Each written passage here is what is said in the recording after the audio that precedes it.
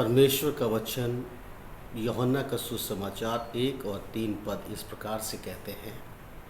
आदि में कुछ ना था, केवल वचन था और जो परमेश्वर के साथ था और जो परमेश्वर था।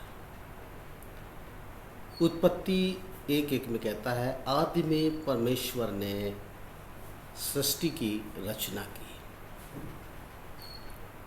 और यूहन्ना 1:5 कहता है, वचन में जीवन था।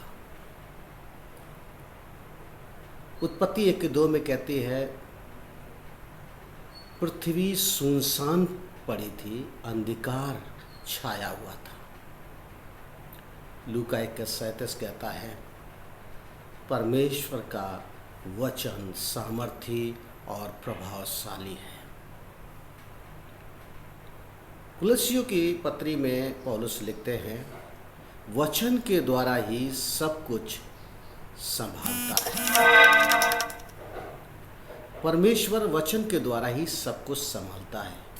और यूहन्ना 1:14 पद में कहता है, वचन देह धारण करके हमारे पास आया जीवन लेकर। कुलस्सियों 1:13 में कहता है, अंधकार में हम थे और परमेश्वर ने अंधकार के वश से छुड़ाकर हमें स्वर्गीय राज्य में प्रवेश कराया। जबकि रोमियो 3:23 कहता है, पाप ने मनुष्य को परमेश्वर से दूर कर दिया। 6:23 में कहता है, पाप का दंड मृत्यु है। पाप ने हमें मृत्यु के अधीन कर दिया।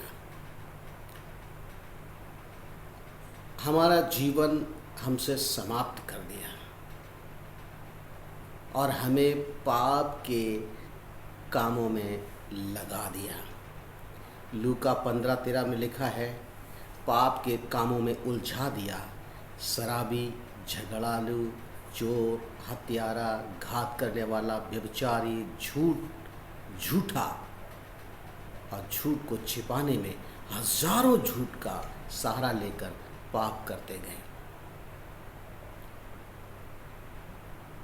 आज हर धर्म, जाति, विश्वास, आस्था, संप्रदाय, देश, रंग, भाषा का हर दिन अपने पाप को जानता है, मानता है, माफ़ी मांगता है, फिर भी पाप करता है। वो अंधकार की ही इच्छा पूरी करता है। पाप ने मनुष्य को छिपा दिया। प्रभु यीशु इस जगत में ज्योति बनकर आए, इस संसार में आए कि हमें खोजकर, साफ कर स्वर्गीय राज्य में ले जाएं,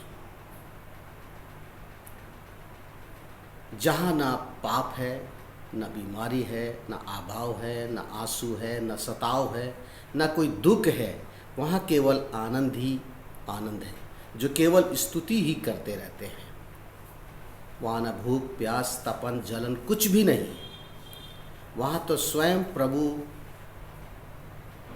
रक्षा करने वाला है।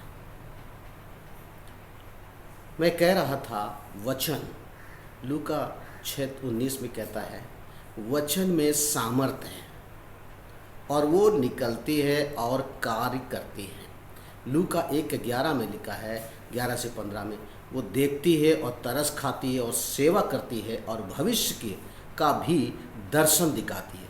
मैं आगे भी हूँ। भजन 119:11 और 105 में कहता है, वचन को अपने हृदय में रख लेना ताकि पाप ना हो। और वचन मार्ग के लिए, जीवन के लिए हमारे प्रकाश है और वचन के प्रकाश में चलने से हमें हर प्रकार की बुराई से बचाती है। पाप को दूर से दिखा देगा, क्योंकि वचन का प्रकाश प्रभु को कई नामों से जाना गया।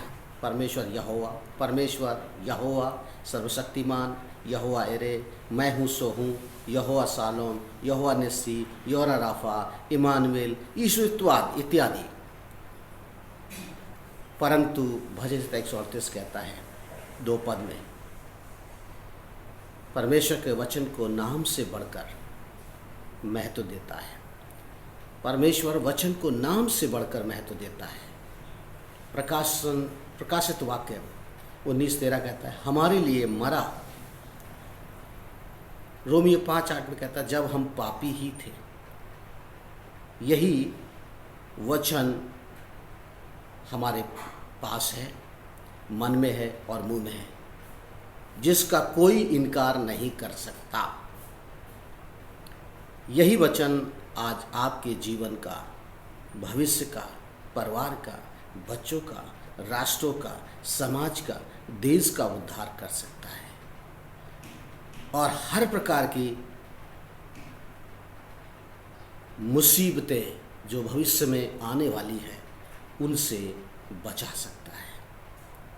यह आपका निर्माण कर सकता है।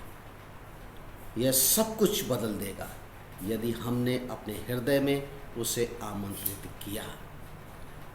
उसने उस बिगड़े हुए को बदल दिया। जो आनंद, सुख, शांति उसने पा रहा हूँ वह पाप में नहीं था। प्रभु आप